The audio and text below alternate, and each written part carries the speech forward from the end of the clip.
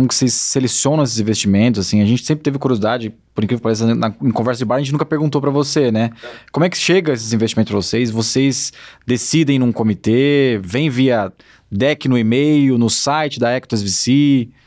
De várias fontes, né? Em relação a deal flow, a gente tem algumas fontes, assim, acho que a fonte principal hoje em dia são os fundadores que a gente já investiu, ou mesmo gente que a gente não investiu, mas que entende a nossa cabeça, porque a gente tenta ter uma tese bastante disciplinada disso, de fundadores de perfil mais técnico, que entendem que eles querem ajuda, eles não querem só um cheque. Então, assim, é o nosso perfil e é o que a gente acredita, então essa coisa acaba se perpetuando e depois de algum tempo a mensagem fica mais clara, já faz alguns anos que a gente está fazendo, e tanto do portfólio quanto de outros empreendedores que a gente passou que indicam.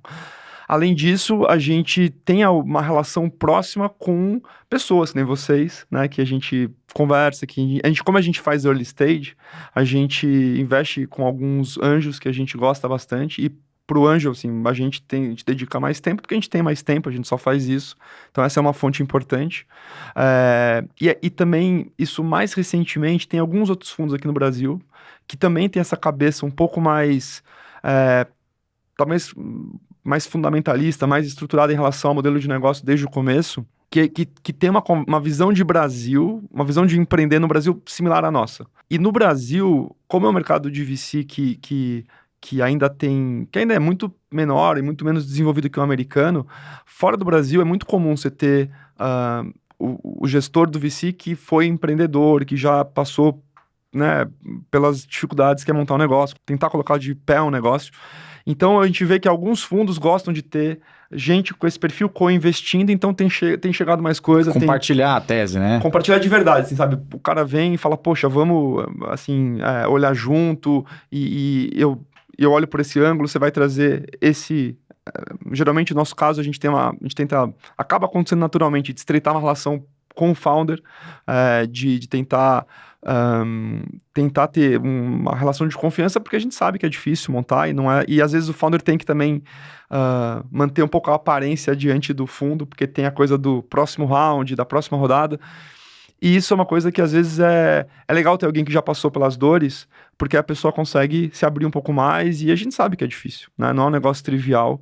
Então são essas fontes, assim, LinkedIn, essa coisa de prospecção também é super importante, assim, pode parecer meio batido, mas é um negócio que... Sério, vocês fazem isso lá? A gente faz porque a gente consegue, a turma lá, o Guilherme e o Vitor, que são pessoas que focam bastante, são os analistas da equipe, eles têm bastante coisa que chega e que eles prospectam mesmo. Caramba! Fazem, e dá bons resultados. E então, o mecanismo de você tá lá no website da Equitas VC e alguém mandar um PDF, um PowerPoint por lá, é mais raro? Acontece, mas chegam umas coisas muito... Tipo, investe em mim, né? Ou então coisas que são totalmente fora da tese de tecnologia, assim. Chegou esses dias uma empresa de comida congelada para pet. Então você fala, putz, legal, mas não tem nada... Legal, tem mercado, interessante, mas não tem nada a ver comigo. Não tem a ver com a tese, asset heavy no caso, a gente responde e tal, mas geralmente, acho que assim...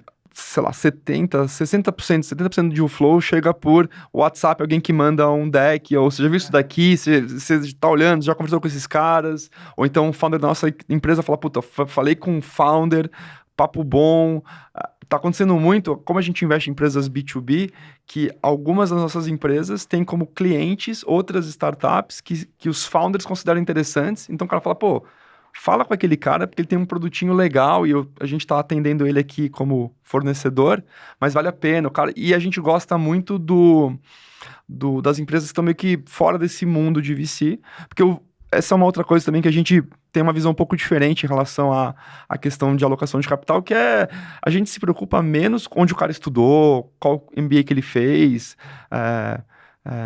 enfim, em quais startups ele trabalhou. A gente se preocupa mais com o mercado de atuação dele e qual que é o diferencial técnico dele em relação a atacar aquele mercado. Então, às vezes, chegam umas coisas que o cara nunca falou com o VC, o cara não se sente parte do clube, assim, ou ele acha que às vezes nem conseguiria captar, mas a gente olha e são coisas que já estão um pouco mais maduras, que tem unit economics, que o cara já meio que foi fazendo, e você fala, pô, isso aqui é um negócio legal. Às vezes só precisa de um empurrãozinho, né, de uma governança, né, Felipe? Sim, então assim, esse tipo de coisa a gente gosta muito, mas é muito por rede mesmo, por relacionamento. Meu WhatsApp, ele fica movimentado porque... E a gente troca também, fala com... A gente, às vezes, chega coisa pra gente... Chega muita coisa pra mim, asset heavy, muita marca nativa digital, por causa do meu histórico. A gente indica para outros fundos, porque tá fora da nossa tese, mas a gente conversa. Então, é uma coisa bastante em grupo, assim, coletiva. Não é um negócio... A gente acha muito importante ter relação próxima com os outros fundos, mas para fazer negócio tem alguns fundos que a gente tem uma visão de mundo parecida, aí é muito legal, porque você traz gente que está alinhada no equity, está todo mundo colocando cheque, e aí a análise fica mais completa, é uma coisa que a gente gosta bastante de fazer.